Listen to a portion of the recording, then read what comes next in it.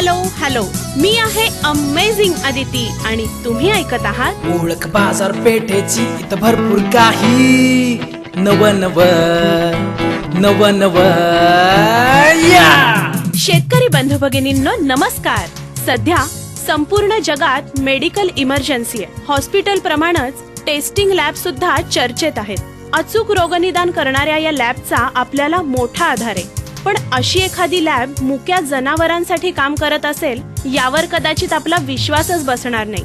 म्हणूनच पंढरपूरमध्ये वाखरी रस्त्यावर केबीपी कॉलेज चौकात पुजारी सिटी मध्ये असलेल्या LK वेट केअर प्रायव्हेट लिमिटेडच्या पशु लॅब बद्दल खूपच उत्सुकता निर्माण झाली आणि या लॅबचे chief operating officer Shri Vinayak Karmarkar यांच्याकडून मी सविस्तर माहिती घेतली. सर नमस्ते. प्राण्यांचं रोगनिदान करण्यासाठीची लॅब मी पहिल्यांदाच पाहतीये.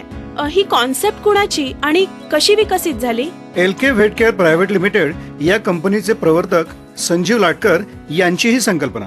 त्यांचं म्हणणं असं की आपल्या देशात पशूंची संख्या काही कोटींमध्ये आहे आणि शेतकऱ्यांना उपयुक्त पशूंना आपण पशुधन म्हणतो. असं असून सुद्धा आपण त्यांची काळजी किती घेतो? पशूंच्या आरोग्य रक्षणाचे प्रयत्न आपल्या देशात अत्यल्प झालेत. जगात सर्वाधिक दूध उत्पादन आपल्या देशात होतं, पण ज्यांच्यामुळे ते होतं त्यांची आपण नियमित निगा राखतो का? बिलकुल नाही. जनावरांना काही आजार झाला किंवा ते दूध देईन असं झालं तरच आपण त्यांना डॉक्टरांकडे नेतो. परिणामी अनेक पशु आजारांना बळी पडतात. अखेर नुकसान शेतकऱ्यांचंच होतं ना. अच्छा, म्हणजे शेतकऱ्यांचं आर्थिक नुकसान टाळण्याच्या विचारातून या संकल्पनेचा जन्म झाला. तर अर्थातच आपल्या देशात 70% लोक ग्रामीण भागात राहतात आणि शेती हा त्यांचा मुख्य व्यवसाय. इथली शेती प्रामुख्यानं पावसावर अवलंबून आहे. अतिवर्षण आणि अवर्षण या दोन्हीची शेतकऱ्यांना धास्तीच असते. त्यामुळं त्यांची आर्थिक परिस्थिती स्थिर राहत नाही. सततच्या धास्तीमुळे तो अनेकदा मरण जवळ करतो. हे आपण वर्षानुवर्ष पाहतोय. म्हणूनच पडत्या काळात शेतकऱ्याला आर्थिक आधार देणाऱ्या पशुधनाची आपण नियमित निगा ही राखलीच पाहिजे. त्यासाठी पशूंची आरोग्य निदान केंद्र आपल्याला ठिकठिकाणी उभारावी लागतील असा विचार लाटकर सरांनी केला आणि ही लॅब उभी राहिली. अगदी खरंय सर, पण त्यासाठी पशूंच्या आजारांविषयी ही माहिती घ्यावी लागली असेल ना? हो, अशा प्रकारची लॅब सुरू करताना पशूंचे आजार कोणते आहेत याची माहिती असणं आवश्यक आहे. कोणत्या हवामानात पशूंना कोणते आजार होतात, त्यावर औषधं कोणती आहेत हे माहीत पाहिजे. आपल्याकडे पशूंच्या अनेक आजारांबद्दल शेतकऱ्यांना माहितीच नसल्यामुळं एखादा आजार झालाय का हे कसं ओळखायचं हेही ठाऊक नाही. अशा अनेक आजारांची ओळख कशी पटवायची हे लाटकर सरांनी शोधून काढलं.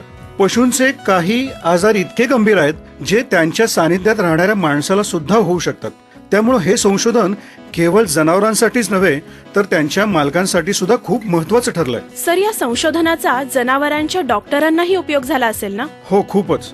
एखादा आजार जनावराला झालाय असं समजल्यावर औषधं उपलब्ध असतात, पण तो आजार ओळखायचा कसा हा प्रश्न होताच. त्याच्यासाठी टेस्ट पाहिजेत, लॅबोरेटरी पाहिजे आणि तीही आधुनिक तंत्रज्ञानावर आधारित असली पाहिजे. या लॅब मधल्या तपासण्यांचे रिपोर्ट लगेच मिळाले पाहिजेत. ते जनावरांच्या डॉक्टरांना वेळेत पोहोचवले पाहिजेत.